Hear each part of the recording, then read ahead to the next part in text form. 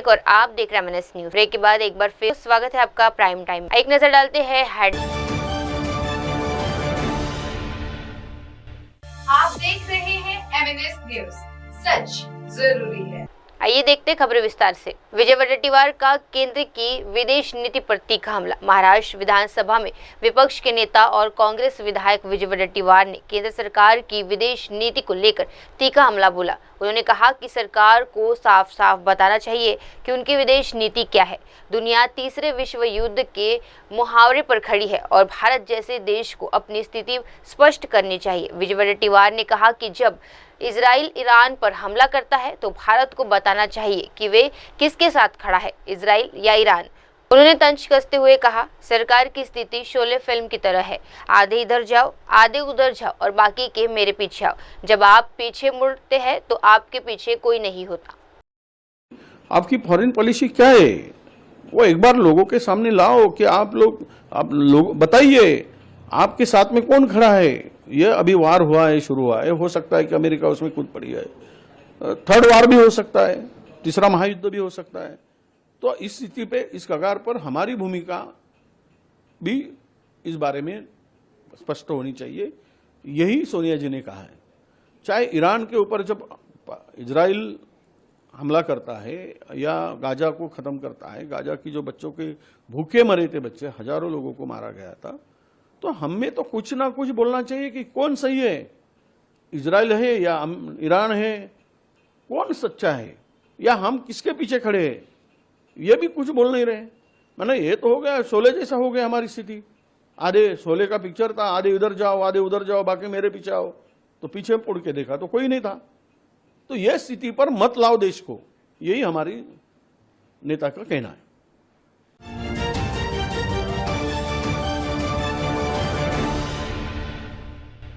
आप देख रहे हैं MNS न्यूज, सच जरूरी है। ये बढ़ते हैं अगली खबर की। बदायूं में बाजार में लगी भीषण आग, 25 से ज्यादा दुकानें जली। उत्तर प्रदेश के बदायूं जिले से बड़ी खबर सामने आई है, जहां बाजार में भीषण आग लगने से अफरा तफरी मच गई। एसपी सिटी विजेंद्र त्रिवेदी ने जानकारी देते हुए बताया कि शुरुआती जांच में शॉर्ट सर्किट या अन्य तकनीकी कारणों से आग लगने की आशंका जताई जा रही है। इस भीषण हादसे में करीब 25 से 30 दुकान पूरी तरह जलकर खाक हो गई है। आग लगने के मौके पर दमकल विभाग की कई गाड़ियां पहुंची और आग पर काबू पाने के लिए घंटों मशक्कत करनी पड़ी। सर, अभी एक सूचना मिली है कि रामलीला ग्राउंड में आग लगी है। क्या कारण है, किस वजह से आग लगी, कितनी दुकानें जलकर राख हुई? गाजी ग्राउंड में एक मेला जो है लगभग 1 महीने का चलता है, उसमें कतिपय कारणों से आग लगी है और ऐसी संभावना है कि शॉर्ट सर्किट से या किसी अन्य कारण से आग लगी हो। और 25 से 30 दुकानें लगभग जली हैं। आग पर नियंत्रण पा लिया गया है। मौके पर फायर टेंडर की 3 गाड़ियाँ कार्यरत हैं और फायर टेंडरों को बुलाया गया है और कोई जनहानि नहीं हुई है। दुकानों की जो है उस पर जो है डीएम साहब की तरफ से कार्रवाई की जा रही है, उसमें आकलन किया जा रहा है कि नुकसान हुआ है। और जो है मौके पे भीड़ है तो भीड़ कम करने की कोशिश लगाई गई है। बहुत सारी चीज़ें कुशलता है। सबसे अच्छी चीज़ यही रही है कि कोई जनहानि नहीं हुई है। और मौके पे तत्काल कार्रवाई करते हुए पुलिस बल द्वारा और फायर टेंडर द्वारा मौके पे जो आग पर काबू पा लिया गया है और आग लगभग बुझ गई है।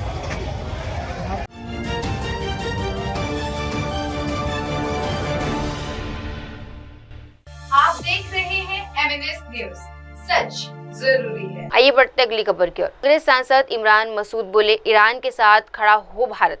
दिल्ली से कांग्रेस सांसद इमरान मसूद ने ईरान पर हुए हमले को लेकर केंद्र सरकार से साफ साफ रुख अपनाने की कोशिश की है।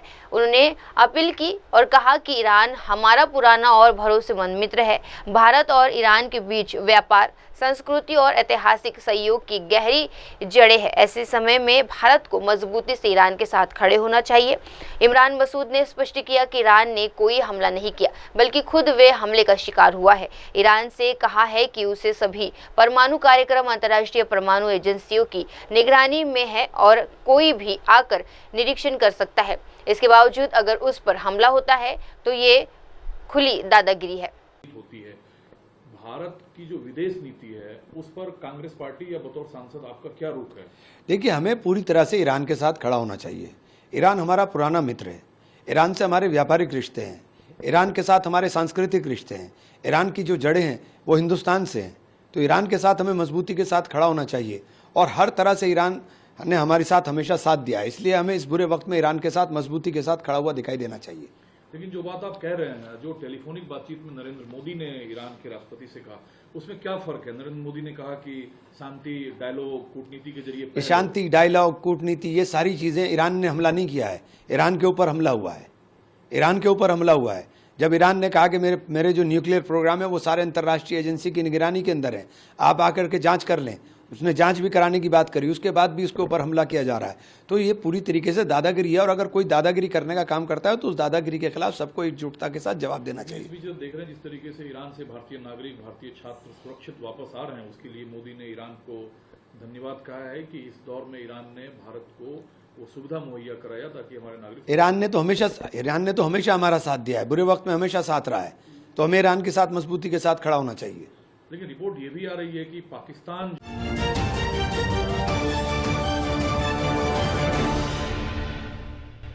आप देख रहे हैं MNS न्यूज, सच जरूरी है। आइए बढ़ते अगली खबर की ओर। सीएम पुष्कर सिंह धामी ने दिलाई खेलों को जीवन का हिस्सा बनाने की शपथ। अंतर्राष्ट्रीय ओलंपिक दिवस के अवसर पर उत्तराखंड के मुख्यमंत्री पुष्कर सिंह धामी ने देहरादून में खेल विभाग द्वारा आयोजित एक विशेष कार्यक्रम में हिस्सा लिया। इस दौरान उन्होंने उपस्थित जनसमूह को खेलों के प्रति प्रतिबद्धता की शपथ दिलाई और एक स्वस्थ, अनुशासित और एकजुट भारत के निर्माण में खेलों की भूमिका को रेखांकित किया। मुख्यमंत्री ने कहा, हम शपथ लेते हैं कि हम खेलों को अपनाने का जीवन हमारे जीवन का हिस्सा बनाएं। हम खेलेंगे और दूसरों को खेलना सिखाएंगे। हम भारत को स्वस्थ बनाएंगे। हम सभी खिलाड़ियों का समर्थन करेंगे। हम खेल भावनाओं को बनाए रखेंगे। पुष्कर सिंह धामी ने कहा कि राज्य सरकार खेल सुविधाओं के विस्तार, खिलाड़ियों को प्रोत्साहन और खेलों को जन आंदोलन बनाने के लिए प्रतिबद्ध है। उन्होंने युवाओं से आह्वान किया कि वे तकनीकी के साथ साथ खेलों में भी भागीदारी बढ़ाएं ताकि एक संतुलित जीवन शैली विकसित की जा सके। शपथ लेते हैं कि हम खेलों को अपने जीवन का हिस्सा बनाएंगे, खेलेंगे और खेलना सिखाएंगे। खेलों में प्रतिभाग कर हम स्वस्थ भारत बनाएंगे। खिलाड़ियों का हम हौसला बढ़ाएंगे। हम सभी खेल आयोजनों में ईमानदारी, समर्पण और सम्मान के साथ प्रतिभाग करेंगे। हम खेल भावना के साथ खेल के सभी नियमों का पालन करेंगे। हम अपने साथियों, प्रतिद्वंदियों और खेल प्रशिक्षकों एवं खेल से जुड़े तकनीकी अधिकारियों का सम्मान करते हुए अपना सर्वश्रेष्ठ प्रदर्शन करेंगे। हम प्रतिबंधित दवाइयों का सेवन करे बिना खेल प्रतियोगिताओं में प्रतिभाग करने हेतु प्रतिबद्ध हैं।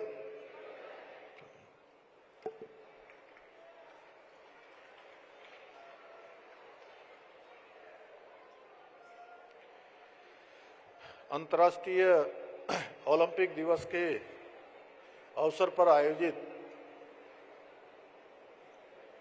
आज के इस कार्यक्रम में मंच पर आसीन अभी आप सब लोगों ने जिनको सुना, उत्तराखंड सरकार की खेल मंत्री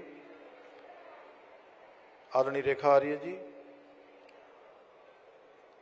विशेष प्रमुख सचिव खेल श्री अमित सिन्हा जी और हमारे सभी खेल संघों से जुड़े हुए सभी प्रतिनिधिगण, सभी अधिकारीगण और आए हुए सभी हमारे अभिभावकगण, अतिथिगण, उपस्थित सभी महानुभाव और आज के ओलंपिक दिवस के अवसर पर आए हुए सभी हमारे खिलाड़ी, छोटे नन्हे मुन्ने प्यारे बच्चे और साथ में हमारे मीडिया के सभी मित्र, मैं सबसे पहले आप सभी का आज के इस अवसर पर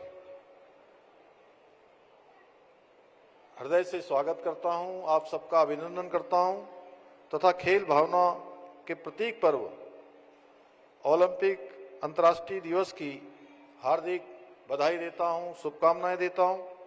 आज का दिन हमारे प्रदेश के युवा खिलाड़ियों के लिए विशिष्ट है, क्योंकि आज एक और जहां हम मुख्यमंत्री उदयमान खिलाड़ी उन्नयन योजना के 3900 और मुख्यमंत्री प्रोत्साहन योजना के 2155 खिलाड़ियों को धनराशि डीबीटी के माध्यम से हस्तांतरित कर रहे हैं, वहीं विभिन्न राष्ट्रीय व अंतर्राष्ट्रीय प्रतियोगिताओं में पदक प्राप्त करने वाले खिलाड़ियों को प्रशस्ति पत्र व स्मृति चिन्ह देकर सम्मानित किया जा रहा है। मैं सम्मानित होने वाले सभी खिलाड़ियों को भी हार्दिक शुभकामनाएं देता हूं और सभी के उज्जवल भविष्य की कामना करता हूं। प्यारे खिलाड़ियों, ये हमारे लिए अत्यंत गर्व का विषय है कि उत्तराखंड में पहली बार अंतर्राष्ट्रीय ओलंपिक दिवस पर कार्यक्रम का आयोजन किया जा रहा है। ये दिन हमें स्मरण करवाता है कि खेल केवल एक पदक जीतने की प्रतिस्पर्धा नहीं है, बल्कि खेल मानवता, एकता और शांति के साझा मूल्यों का प्रतीक भी है।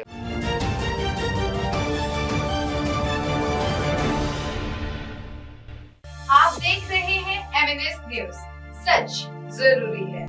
आइए बढ़ते हैं अगली खबर की ओर। अमृत जयंती समारोह में मुख्यमंत्री देवेंद्र फडणवीस का संबोधन। अमृत जयंती वर्ष समारोह के अंतर्गत आयोजित एक विशेष सत्र में महाराष्ट्र के मुख्यमंत्री देवेंद्र फडणवीस ने महाराष्ट्र विधानसभा में विधायकों और गणमान्य व्यक्तियों को संबोधित किया।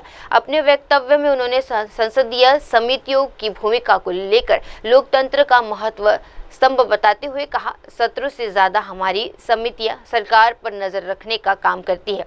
ये समितियां पूरे साल सक्रिय रहती है। हमारा संविधान एक सतत प्रक्रिया देता है, जिसके के माध्यम से संसद या विधानसभा सरकार की निगरानी करती है और सदन के प्रति उत्तरदायित्व सुनिश्चित करती है। फडणवीस ने कहा कि ये जरूरी है कि विधायकों को समितियों में शक्ति और प्रभाव को गंभीरता से लेना चाहिए, क्योंकि यही से नीतिगत पारदर्शिता और जवाबदेही की बुनियादी बनती है। उन्होंने ये भी कहा कि अमृत जयंती वर्ष इस बात का समर्पण कराने का अवसर है कि लोकतंत्र केवल बहस या भाषण से नहीं, बल्कि संस्थागत जिम्मेदारियों से भी मजबूत होता है। उत्तरदायित्व सरकार को सिद्ध करना पड़ता है, बल्कि सेशन से भी ज्यादा, अधिवेशन से भी ज्यादा हमारी जो समितियां हैं, वो समितियां सरकार के ऊपर एक अंकुश का काम करती है और ये समितियां पूरे 12 महीने काम करती है। सेशन का समय छोड़कर बाकी सब समय वो काम करती है। तो एक ऐसी निरंतर प्रक्रिया हमारे संविधान ने तैयार की है कि जिसमें हमारी पार्लियामेंट, हमारी संसद या हमारी विधानसभाएं हमारे सरकार के ऊपर अंकुश रख पाए और सरकार को अपना उत्तरदायित्व, अपनी जवाबदेही संसद के सामने लगातार देनी पड़े। मुझे इस बात की खुशी है कि जब से यह सिस्टम हमने खड़ा किया है, लगातार यह सिस्टम मैच्योर होता चला गया और आज चाहे वो देश की संसद हो, चाहे विधानसभाएं हो, बहुत सुंदर पद्धति से ये सिस्टम काम करता है। और फिर इसी के तहत जो हमारी प्राक्कलन समिति है, ये मैं ऐसा मानता हूं बहुत ही महत्वपूर्ण समिति है, क्योंकि हमारी कई समितियां ये पोस्टमार्टम समितियां हैं, जिसमें घटना घटने के बाद, मृत्यु होने के बाद, जैसे पब्लिक अकाउंट्स कमेटी है, बहुत महत्वपूर्ण कमेटी है, लेकिन जब सारा समाप्त हो जाता है उसके बाद हम उसके ऊपर विचार करते हैं और उस पर रिकमेंड करते हैं। लेकिन बड़े डायनामिक तरीके से काम करने वाली अगर कोई कमेटी है तो वो प्राक्कलन कमेटी है, क्योंकि ये कमेटी लगातार हमारे बजट में जो बजट एस्टिमेट्स है उसको किस प्रकार से उसकी मांग की गई, क्या वो मांग सही थी, क्या उसका खर्चा ठीक से हो रहा है, ये सारी चीजें ये एस्टिमेट कमेटी देखती है। और एक प्रकार से इस पूरी प्रक्रिया के ऊपर अंकुश रखने का काम एस्टिमेट कमेटी के माध्यम से होता है। वैसे तो प्राकलन ये एक संस्कृत शब्द है जिसमें प्राक का अर्थ होता है पहले और जो कलन है उसका अर्थ होता है गणना। तो जिस चीज की पहले गणना की जाती है, जिसका एक एस्टिमेट तैयार किया जाता है, जिसका एक अनुमान लगाया जाता है, उसको प्राकलन कहते हैं। तो इस प्रकार से बजट जब हमारे सामने आता है तो ये तो अनुमान ही होता है, लेकिन इस अनुमान के पीछे भी एक बहुत साइंटिफिक प्रक्रिया है कि जिस प्रक्रिया में हर विभाग को कितना पैसा दिया जा सकता है इसका एक अंदाजा दिया जाता है और उसके आधार पर उन्होंने हमारी डिमांड्स देनी।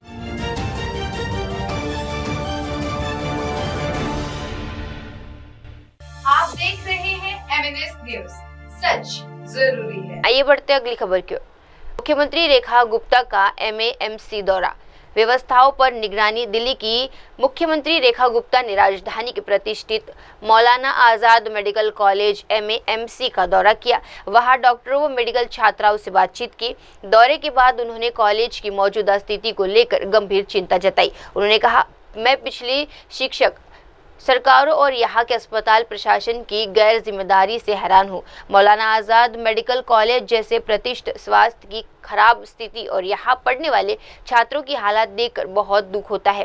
मुख्यमंत्री ने कहा कि सरकार जल्द ही कॉलेज की मूलभूत सुविधाओं को बेहतर करने और छात्रों के लिए एक सुरक्षित, स्वच्छ और समुचित शैक्षणिक माहौल देने के लिए ठोस कदम उठाएगी। मैं हैरान हूँ पिछली पढ़ी लिखी सरकारों की कर्तव्य निष्ठा पे, यहाँ के हॉस्पिटल एडमिनिस्ट्रेशन पे, कॉलेजेस की, मेडिकल कॉलेजेस की मेंटेनेंस पे, कि आज मौलाना आजाद जैसा प्रेस्टीजियस कॉलेज और वहाँ पढ़ने वाले बच्चों की इतनी बुरी स्थिति कि 1966 से 90 के बीच में बने हुए 7 हॉस्टल जिसकी कैपेसिटी मात्र 1200 विद्यार्थियों को रखने की है और वहाँ 3200 के करीब विद्यार्थी रह रहे हों, एक कमरे में 8-8 बेड लगा करके, जहाँ पे उनको एक अलमारी भी शेयर करनी पड़े और स्टडी टेबल चेयर नाम की कोई चीज ना होना, और उसमें कभी कोई रिपेयर का काम, कभी कोई फैसिलिटी देने का काम, हॉस्टल रेनोवेशन का, हॉस्टल एक्सटेंशन का कोई काम ना होना, अपने आप में सच में बड़ा शर्मनाक है। मुझे तकलीफ है इस बात की कि हमारे मेडिकल के छात्र छात्राएं इतनी विपरीत परिस्थितियों में वहाँ रह रहे हैं। उस प्रेमिसेस में इतना भयंकर एंक्रोचमेंट हुआ है जिसके कारण से उनकी सेफ्टी सिक्योरिटी थ्रेट है, और पहले भी वहाँ पे मिसहैपनिंग हुई हैं, रेप जैसे भयानक केसेस भी वहाँ हुए हैं, और उसके बावजूद भी यदि पिछली सरकारों ने उनको एक सेफ एनवायरनमेंट दिया नहीं, एक कॉम्पैक्ट कैंपस नहीं दिया, तो ये अपने आप में बहुत ही सोचने वाली बात है। और आज मुझसे आकर के ये सभी स्टूडेंट्स मिले हैं, उन्होंने मुझे ये सारे विषय का जिस तरीके से, जिस डीप भावनात्मक तरीके से उन्होंने मुझे ये बातें बताई हैं, तो मैं सच में बहुत परेशान हूँ इन बच्चों के लिए। और इमीडिएटली सरकार उसमें उन बच्चों को जो फैसिलिटी, जो रिपेयर की वहाँ पे काम करवाने हैं वो भी कराएंगे हम, और नए हॉस्टल का प्रोविज़न भी उसमें तुरंत सर्च किया जाएगा। मैं खुद जा कर के वहाँ देखूंगी कि इन बच्चों के लिए नए हॉस्टल वाले, ताकि थोड़ा आरामदायक स्थिति में जो रिक्वायरमेंट एक कमरे की होनी चाहिए, 2 बच्चे 3 बच्चे जो रह करके जिसमें उनकी स्टडी टेबल हो, वो पढ़ें लिखें, पर वहाँ का जो माहौल है, जिस तरीके के एंक्रोचमेंट वहाँ है और जो थ्रेट बच्चों के ऊपर लगातार, उन मेडिकल स्टूडेंट के ऊपर, उन रेजिडेंट डॉक्टर्स के ऊपर है, वो निश्चित रूप में नहीं होना चाहिए, और उसको सरकार जो है तुरंत संज्ञान लेगी। और उन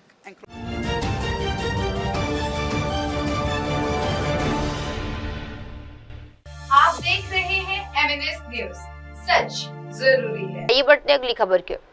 जनसुराज पार्टी ने किया स्वास्थ्य मंत्री के आवास के बाहर प्रदर्शन। पटना में जनसुराज पार्टी के कार्यकर्ताओं ने स्वास्थ्य विभाग से जुड़ी समस्याओं को लेकर बिहार के स्वास्थ्य मंत्री मंगल पांडे के आवास के बाहर जोरदार विरोध प्रदर्शन किया। प्रदर्शनकारियों ने आरोप लगाया कि स्वास्थ्य सेवाओं में कई गंभीर बीमारियां हैं और स्थानीय जनता को बहुत इलाज की सुविधा नहीं मिल रही है। कार्यकर्ताओं ने स्वास्थ्य विभाग की लापरवाही, अस्पताल में दवाओं की कमी और चिकित्सकों की अनुपस्थिति जैसे मुद्दों को उठाया। उन्होंने सरकार से तुरंत सुधारात्मक कदम उठाने और आम लोगों को गुणवत्तापूर्ण स्वास्थ्य सेवाएं प्रदान करने की मांग की है।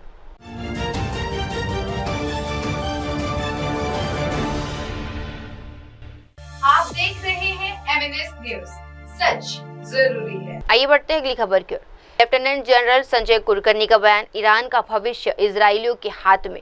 अमेरिकी राष्ट्रपति डोनाल्ड ट्रंप द्वारा ईरान में शासन परिवर्तन के लिए अपनी तत्परता जताने के बयान पर पूर्व डीजी इन्फेंट्री और सियाचिक के अग्रणी सेवानिवृत्त लेफ्टिनेंट जनरल संजय कुलकर्णी ने महत्वपूर्ण टिप्पणी की है। उन्होंने कहा कि अमेरिका ने अपने पूर्व रुख से बदलाव किया है, जहां पहले वे केवल ईरान के परमाणु कार्यक्रम के उन्मूलन पर केंद्रित था, वही अब सीधे तौर पर शासन परिवर्तन को समर्थन दे रहा है। कुलकर्णी ने स्पष्ट किया कि यह फैसला केवल ईरान के लोगों का अधिकार है और बाहरी हस्तक्षेप से इस क्षेत्र में और अधिक संकट पैदा हो सकता है। उन्होंने इस बात पर भी जोर दिया कि क्षेत्रीय स्थिरता के लिए किसी भी प्रकार का बाहरी दबाव नुकसानदेह होगा और अमेरिका को अंतर्राष्ट्रीय नियमों का सम्मान करना चाहिए। The very fact that the Israel-Iran conflict revolves around the first thing was nuclear. That was all that actually triggered, saying that Israel was opposing the nuclear weapon possession program of Iran. That was the basic thing. Now, presuming that the nuclear, the danger has been eradicated and that the 3 sites have been hit hard and that probably Iran cannot pursue its nuclear program. But now to say that the only way forward is to have a regime change, now that seems a little difficult because there is a problem of the leadership. There is nobody you can take, even if one says that the present president of Iran is a moderate leader who could take over. But he is the president. He cannot become Ayatollah. So that is something that we really need to see. The other aspect that comes to mind is a regime change, if it does not come from within and if it is coming from outside and imposed, it might not be acceptable, leading to further crisis and hardening of the population on certain issues. So ultimately it doesn't seem to lead anywhere, because whoever outside in the Western world from erstwhile Iran are there who are looking at regime change, they are not very popular. As yet, all said and done, Ayatollah seems still a very popular leader, a popular Ayatollah in Iran. So everybody, and especially in times of adversity, people will go and move and sort of be with the present leader. So how do we have a regime change? A regime change, though if the regime change can bring in moderation, but where is that leader?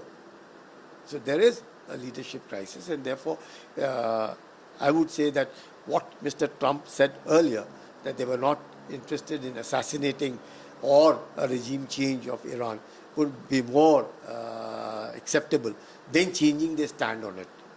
A regime change should come from within the people. The people are responsible for their leader. Whether we like it or not is not the question. He is ruling the people of Iran. So what the people of Iran want, the people of Iran should decide. We from outside, nobody should decide as to who should rule.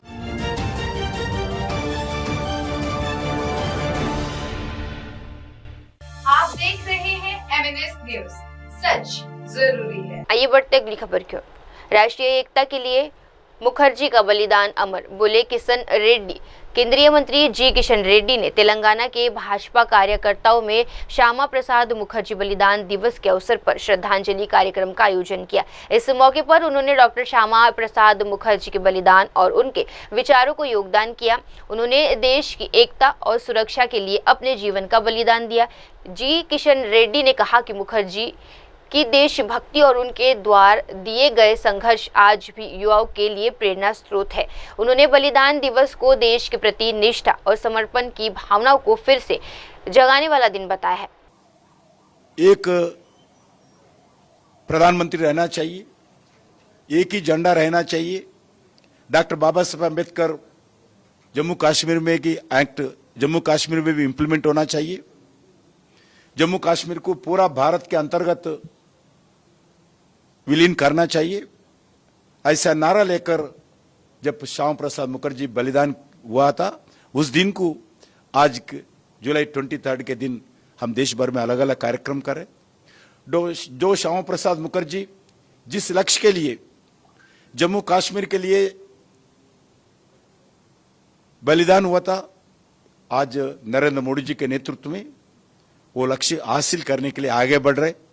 हम article 370 हटाया, जम्मू कश्मीर जनता को अधिकार दिया है, जम्मू कश्मीर को विकास के रास्ते पे ले जा रहे। जम्मू कश्मीर आज कोई भी किधर भी जो को तिरंगा दिखता है, जम्मू कश्मीर की जनता आज खुशी है।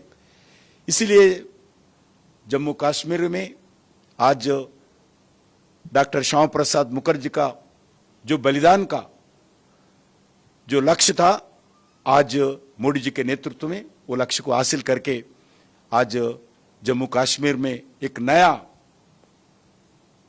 कश्मीर, नया भारत आज देश भर में मोदी जी के नेतृत्व में आज हम आगे बढ़ रहे। मैं भारतीय जनता पार्टी तेलंगाना की ओर से डॉक्टर श्यामा प्रसाद मुखर्जी को श्रद्धांजलि अर्पित करता हूं।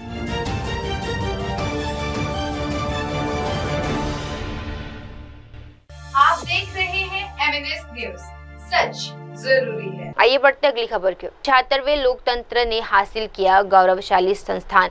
मुंबई में आयोजित संसदीय और राष्ट्र केंद्र शासित प्रदेश विधान नियामकों के प्रवक्कल समितियों ने राष्ट्रीय सम्मेलन का उद्घाटन करते हुए लोकसभा अध्यक्ष ओम बिरला ने कहा कि 75 वर्ष की इस लोकतांत्रिक यात्राओं में भारत का संसदीय लोकतंत्र गौरवशाली और सर्वनीय बना हुआ है। उन्होंने कहा, हमारे सामने कई चुनौतियां आई, लेकिन हम सफल रहे।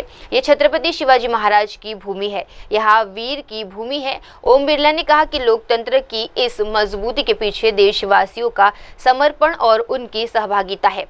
उन्होंने प्रकलन समितियों की भूमिका को महत्वपूर्ण बताते हुए कहा कि ये समितियां नीति निर्माण और सरकार की जवाबदेही सुनिश्चित करने में अहम योगदान देती है। सदस्यगण, भाई और बहनों, ये क्षण न केवल हमारी प्राकलन समिति के विरासत का सम्मान है, बल्कि उनके योगदान, उनके प्रयास, उनके अनुभव और उनके प्रयासों से पारदर्शी और जवाबदेही वित्त शासन लाने में महत्वपूर्ण भूमिका के लिए चिंतन भी है। हमें खुशी है कि इस 75 वर्ष की लोकतंत्र की यात्रा में हमारा लोकतंत्र गौरवशाली भी हुआ है और 75 वर्ष की यात्रा में हमने जनता की अपेक्षा आकांक्षाओं को पूरा करने का प्रयास भी किया है। हमारे सामने बहुत चुनौतियां थी, लेकिन चुनौतियों के बाद भी भारत का संसदीय लोकतंत्र स्वर्णिम रहा है और दुनिया के अंदर भारत का संसद ये इतिहास की विरासत और आधुनिकता के साथ हम ये कह सकते हैं कि दुनिया का सबसे बड़ा लोकतंत्र और जीवंत लोकतंत्र भारत है, जिसकी विविधताएं भारत को एक बनाने में काम किए। ये धरती छत्रपति शिवाजी की धरती है, शौर्य वीरता की धरती, आध्यात्मिक की धरती पर कई महत्वपूर्ण निर्णय हुए हैं। इसी सभागृह के अंदर कई महत्वपूर्ण फैसले हैं, निर्णय हुए हैं, जिससे महाराष्ट्र के अंदर एक सामाजिक आर्थिक परिवर्तन का एक नया इतिहास रखा गया है। मुझे खुशी है कि हमारे लोकसभा के प्रथम स्पीकर की दूरदर्शिता, जिन्होंने शासन में वित्त अनुशासन हो, शासन में वित्त अनुशासन के साथ प्रहरी के रूप में भी संसदीय समितियां काम करे, उनके लिए उन्होंने एक दूरदृष्टि विचार के साथ प्राक्कलन समिति के निर्णय का फैसला किया। 10 अप्रैल 1950 को ये प्राक्कलन समिति लोकतंत्र के इतिहास में आज गौरवशाली अपनी विरासत के साथ, नई तकनीकी के साथ जवाब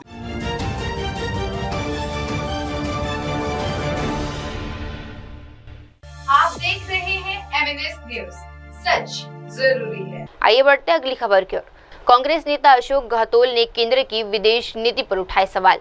कांग्रेस नेता और पूर्व मुख्यमंत्री अशोक गहलोत ने केंद्र सरकार की विदेश नीति को लेकर कड़ी आलोचना की है। उन्होंने कहा कि कांग्रेस ने आजादी से पहले और बाद में हमेशा देश के सुधार और विकास के लिए क्रांतिकारी कदम उठाए हैं। उन्होंने इंदिरा गांधी के कार्यकाल में गुट निरपेक्ष आंदोलन की शुरुआत की भी जिक्र किया। गहलोत ने वर्तमान स्थिति पर चिंता जताते हुए कहा कि आज इजराइल और ईरान के बीच युद्ध चल रहा है, जिसमें अमेरिका की भी शामिल है, लेकिन भारत इस मामले पर अपनी स्पष्टता आवाज नहीं उठा पा रहा है। उन्होंने कहा, आज सरकार की विदेश नीति इस अस्पष्ट है, कोई इसे समझ नहीं पा रहा है। भारत सरकार को अपनी विदेश नीति को जनता के सामने स्पष्ट करना चाहिए। कांग्रेस ने हमेशा आज़ादी के पहले भी क्रांतिकारी कदम उठाए।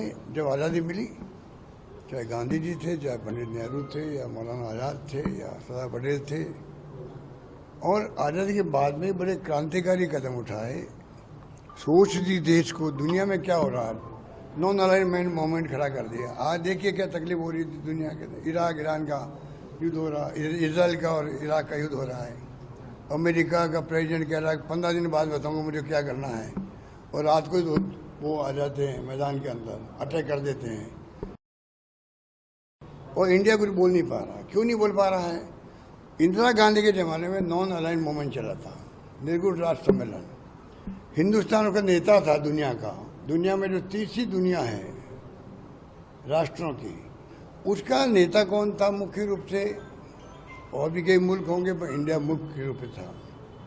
तो हमारी पहचान थी कि निर्गुट है हम लोग, किसी गुट के साथ में, ना रशिया ना अमेरिका, हम निर्गुट हैं। रशिया हमारा मित्र था, 71 वार में उन्होंने हमारी मदद करी, पर हम दुश्मन किसी के नहीं थे। आज स्थिति ऐसी बन गई हमारी विदेश नीति की कि विदेश नीति क्या है लोगों को समझ में आ ही नहीं रही है। कोई मुल्क, चाहे वो यूक्रेन हो या रशिया हो, इजराइल हो या वो आपका ईरान हो, अमेरिका अलग पंचायती कर रहे हैं, और इंडिया का रुख और मुल्क बोलने लग गए, निंदा करने लग गए हैं। हमारी नीति क्या है तो बताए देश को, कम से कम भारत सरकार को नीति क्या है देश की, विदेश नीति क्या है। तमाम हमारे पड़ोसी मुल्क जो है, नेपाल हो, चाहे श्रीलंका हो, या बांग्लादेश हो, भूटान हो, सभी हमसे अलग हो गए हैं। जब आपका ये ऑपरेशन सिंदूर किया गया पहलगाम के बाद में, दुनिया का कोई मुल्क खुल के हमारे साथ क्यों नहीं आया? पाकिस्तान के साथ में 2-3 मुल्क हो गए, चाइना भी हो गया, हमारे साथ क्यों नहीं आए? तुर्की हो गया उनके साथ में, हमारे साथ में हिंदुस्तान में कोई, दुनिया का कोई मुल्क, बल्कि रशिया भी जो था हमारा मित्र है, वो भी चुप हो गया। ये तो हमें बहुत बड़ा धक्का लगा हमें। अमेरिका का जो हम जानते हैं नीति क्या है, तो कहने का मतलब ये है कि देश में दुनिया में जो कुछ हो रहा है, हमारे मुल्क की एक अलग पहचान है, क्योंकि सबसे बड़ा डेमोक्रेसी हमारे मुल्क के अंदर दुनिया की। हमारी जिम्मेदारी है कि हम जिम्मेदारी को निभाएं। दुनिया के लगभग 200 मुल्क हैं, वो हमसे उम्मीद करते होंगे कि भाई हिंदुस्तान क्या बोल रहा है। हम किसी से उम्मीद करते हैं कि भाई रशिया क्या बोल रहा है, चाइना क्या बोल रहा है। दुनिया के 200 मुल्क हैं, अधिकांश मुल्क ये उम्मीद करते हैं कि हिंदुस्तान क्या बोल रहा है। हिंदुस्तान की वो ताकत है दुनिया के अंदर, क्योंकि डेमोक्रेसी हमारे यहाँ पर है। अब उस वक्त में हमारी विदेश नीति अगर कंफ्यूज हो जाए तो ये देश का दुर्भाग्य होगा, और अभी कंफ्यूज लग रही मुझे, तो ये मैं कह सकता हूँ। ये बात मैंने इसलिए बोली है कि जब कांग्रेस की सत्ता में चाहे आज मोदी जी हो, तीसरी बार जीत गए हों, पर आज भी देश को जरूरत कांग्रेस की है, कांग्रेस की नीतियों की है, कार्यक्रमों के सिद्धांतों की है। यही देश को एक अखंड रख सकते हैं। इंदिरा गांधी जी की हत्या हो गई, राजीव गांधी हत्या हो गई, आज़ादी पहले कितने लोगों की हत्या हुई, या फांसी के फंदे में चढ़ गए होंगे, या उन्होंने जेलों में बंद रहे होंगे। आज ये स्थिति है कि आज देश को जरूरत है कि कैसे देश एक रहे, अखंड रहे। धर्म के नाम पे, जाति के नाम पे राजनीति हो रही है, दुनिया में भी यही हो रहा है, दुनिया में भी यही हो रहा है। तो देश किस दिशा में जाएगा, ये चिंता की वजह से होना चाहिए हमें। ये बात मैं फिर भी कहना चाहूँगा, इसलिए बोला मैंने कि आरएसएस और बीजेपी की, इनको कहो भाई आप आज़ादी के पहले तो कुछ खैर आपने उंगली भी नहीं कटाई, दुनिया जानती है, आप भी स्वीकार करते हो। तो आज़ादी के बाद में आपका क्या सोच में है, सिद्धांतों में, हिंदुत्व के अलावा, हिंदू धर्म को भड़काना अलग बात है, हिंदुत्व के अलावा आपने कौन सा मार्गदर्शन दिया देश को, कुछ सिद्धांत दिए, कुछ प्रोग्राम दिए। जैसे मैंने बताया संजय गांधी के प्रोग्राम बताए, राजीव गांधी के क्रांतिकारी निर्णय बताया मैंने आपको, नरसिम्हा जी वक्त में उदारीकरण हुआ वो बताया मैंने आपको, मनमोहन सिंह जी ने क्रांतिकारी कदम उठाए, दुनिया जानती है, ये बदनाम कर दिया 2G स्पेक्ट्रम में, और कोलगेट में वो कहाँ गया कोलगेट और स्पेक्ट्रम। ये तमाम बातें हम देख रहे हैं कि कांग्रेस ही सोचती, इनकी सोच बताए तुमने क्या किया है। बड़ी बड़ी बातें करना, लच्छेदार भाषण देना, और भाषण के माध्यम से आप जनता को गुमराह कर देते हो हिंदुत्व के नाम पे। आज सबसे बड़ी प्रॉब्लम जो देश में खड़ी हुई है, धर्म के नाम ने आपने बंटवारा कर दिया, हिंदू धर्म को आपने भड़का दिया। चुनाव जीतने के लिए आप काफ़ी हद तक कामयाब हो गए, पर देश की दशा तय करने में आपका क्या योगदान है, बताओ देश को।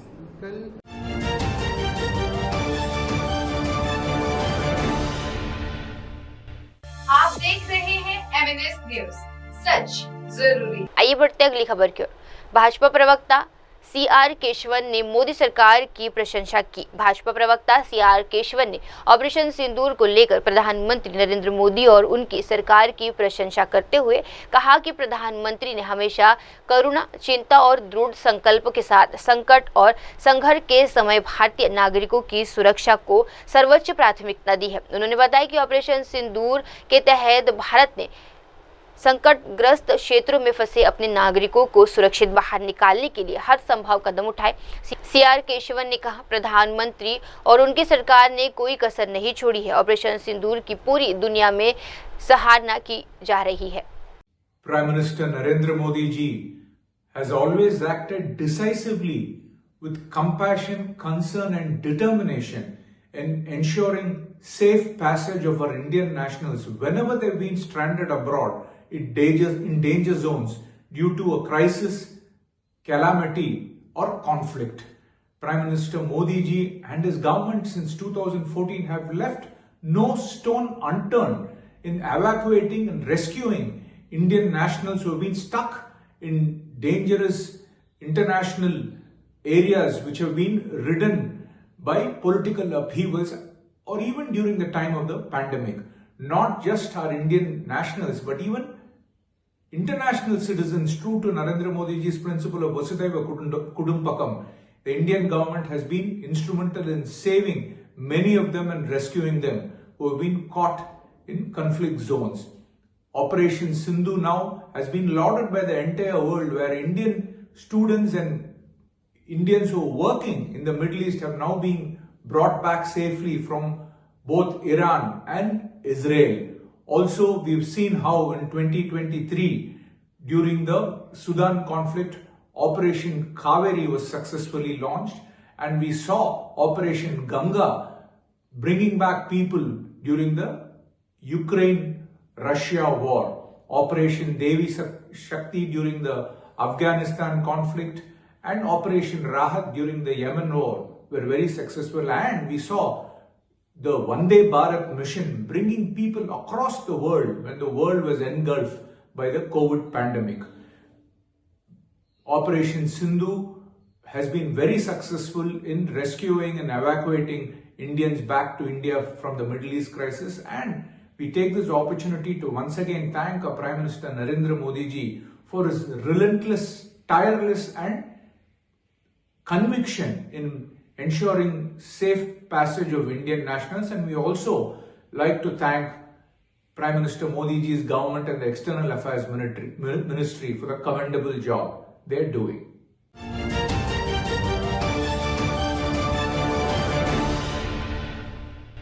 आप देख रहे हैं MNS न्यूज, सच जरूरी है। आइए बढ़ते अगली खबर की ओर। अमित शाह के छत्तीसगढ़ दौरे पर डिप्टी सीएम अरुण साव ने दी प्रतिक्रिया। रायपुर में केंद्रीय गृह मंत्री अमित शाह के छत्तीसगढ़ दौरे के दौरान डिप्टी मुख्यमंत्री अरुण साव ने उनकी तारीफ करते हुए कहा कि अमित शाह ने राज्य को एक महत्वपूर्ण सौगात दी है। अरुण साव ने बताया, इस पहल से युवाओं के लिए रोजगार के नए अवसर बनेंगे जो छत्तीसगढ़ के विकास में सहायक होंगे। साथ ही उन्होंने इस बात पर भी जोर दिया कि अमित शाह ने जो राष्ट्रीय फॉरेंसिक विज्ञान विश्वविद्यालय और केंद्र फॉरेंसिक विश्व प्रयोगशाला का उद्घाटन किया है, वे अपराध नियंत्रण में काफी मददगार साबित होगा। उन्होंने कहा, इस संस्थान के जरिए आपराधिक गतिविधियों पर प्रभावी नजर रखी जाएगी और अपराधों को रोकने में मदद मिलेगी। निश्चित रूप से कल देश के गृह मंत्री आदरणीय अमित शाह जी ने बहुत बड़ी सौगात छत्तीसगढ़ को दी है। एक तरफ इससे नौजवानों को रोजगार मिलेगा फॉरेंसिक साइंस के क्षेत्र में, और वहीं दूसरी ओर जो क्रिमिनल लॉ है उसके निराकरण में बहुत मददगार होने वाला है। जिस विश्वविद्यालय की उन्होंने शुरुआत की है, तो ये बहुत बड़ी क्रांति इसके माध्यम से आएगा। और यह जो हमारा केंद्र है न केवल छत्तीसगढ़ बल्कि आसपास के राज्यों के लिए भी ये मददगार साबित होगा। तो ये बड़ी सौगात देश के गृह मंत्री आदरणीय अमित शाह जी ने छत्तीसगढ़ को दी है, और लगातार छत्तीसगढ़ आते हैं, बड़ी बड़ी सौगातें छत्तीसगढ़ के लिए लेकर आते हैं, देकर जाते हैं। उनके आगमन से छत्तीसगढ़ को बड़ा लाभ होता है। तो यह प्रवास भी आदरणीय अमित शाह जी का बहुत ही लाभकारी रहा है छत्तीसगढ़ के लिए।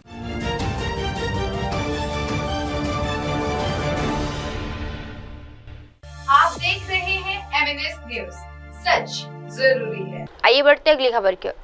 लालू यादव पटना में तेजस्वी यादव के साथ पार्टी कार्यकाल पहुंचे। पटना में राजद अध्यक्ष लालू प्रसाद यादव अपने पुत्र और पार्टी नेता तेजस्वी यादव के साथ पार्टी कार्यकाल पहुंचे। खबर है कि जल्द ही तेजस्वी यादव आरजेडी के राष्ट्रीय अध्यक्ष पद के लिए अपना नामांकन दाखिल करेंगे। ये कदम पार्टी के लिए अंदर नए नेतृत्व की दिशा में एक महत्वपूर्ण संकेत माना जा रहा है। राजद की इस राजनीतिक प्रतिक्रियाओं को लेकर पार्टी कार्यकर्ताओं में उत्साह और सक्रियता देखने को मिल रही है।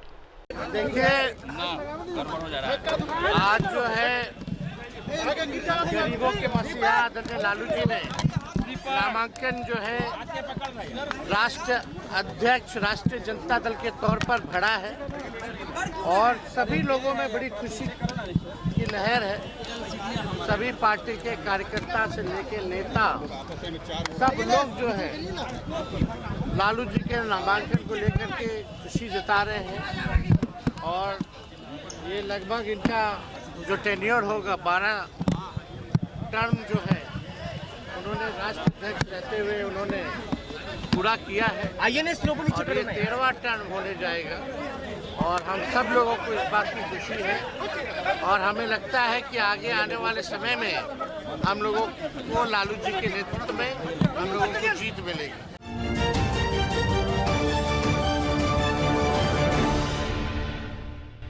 आप देख रहे हैं MNS न्यूज, सच जरूरी है। आइए बढ़ते अगली खबर की ओर। पहलगाम आतंकवादी हमले पर महाराष्ट्र के उप मुख्यमंत्री एकनाथ शिंदे का बयान। पहलगाम में हुए आतंकवादी हमले के बाद महाराष्ट्र के उप मुख्यमंत्री एकनाथ शिंदे ने कहा, अब पाकिस्तान भी जान गया है कि पहले की तरह ये कांग्रेस का हाथ नहीं है, ये मोदी जी का हथौड़ा है। एकनाथ शिंदे ने आगे कहा कि हमारे सशस्त्र बलों ने आतंकवादियों संगठनों पर बहुत स्ट्रिक्ट हमला किया। उन्होंने स्पष्ट किया कि हम निर्दोष लोगों की हत्या के हमेशा खिलाफ है। उन्होंने ये भी बताया कि हमारी सरकार ने भारत का पक्ष रखने के लिए 32 अलग अलग देशों में 7 प्रतिनिधि मंडल भेजे हैं, जिनमें से 32 देशों ने भारत का समर्थन किया है। अब दिया ऑपरेशन सिंदूर के माध्यम से बहुत तगड़ा जवाब, करारा जवाब दिया। अभी पाकिस्तान भी जान गया है, ये अभी पहले जैसा ये कांग्रेस का हाथ नहीं, ये मोदी जी का हथौड़ा है। तो उम्मीद करेंगे जो कश्मीर का टूरिज्म है इसको और एक नई दिशा मिलेगी जो यहाँ वंदे भारत में। नहीं, ये अभी जैसे केंद्र सरकार ने भी जैसे इसको ये एक्शन को रिएक्शन दिया है, तो अब लोग भी समझ गए हैं, टूरिस्ट भी समझ गए हैं। अभी जो भी टेररिस्ट है या पाकिस्तान है, ये बार बार ऐसा करने का हिम्मत नहीं करेगा, क्योंकि और हमारे फौज ने क्या किया, एक भी सिविलियन को मारा है। उन्होंने तो इधर कश्मीर में सीज फायर के बाद भी ड्रोन उड़ाए, मिसाइल उड़ाए, लेकिन हमारी फौज ने प्रिसाइज अटैक किया, जो आतंकवादियों के अड्डे को ढेर कर दिया। सटीक, हाँ सटीक और टारगेटेड अटैक हो गए। हम कभी भी बेकसूर लोगों को मारने के खिलाफ रहते हैं, इसलिए मोदी जी ने और हमारे फौज ने जो काम किया है वो तारीफ़ काबिल है। ये इतना ही कर वो चुप नहीं बैठे, इन्होंने 7 डेलीगेशन को 32 देशों में भेजा। हमारे भारत देश की भूमिका क्या है, हमारे भारत देश का स्टैंड क्या है, और पाकिस्तान का दहशतवादी जो चेहरा है वो दुनिया के सामने लाने के लिए पूरे एविडेंस भी दिए। तो 32 देशों ने भी हमारे देश का समर्थन किया है, प्रधानमंत्री जी का भी समर्थन उन्होंने किया है। वक्त हो चला है दर्शकों छोटे से ब्रेक का। ब्रेक के बाद भी जुड़े रहिए, देखते रहिए मेरे सहयोगी मीनल के साथ देश की तमाम बड़ी खबरें। धन्यवाद। हाय हेलो नमस्कार, मैं हूं पंकज विष्णु और आप देख रहे हैं MNS न्यूज। आप देख रहे हैं MNS न्यूज, सच जरूरी।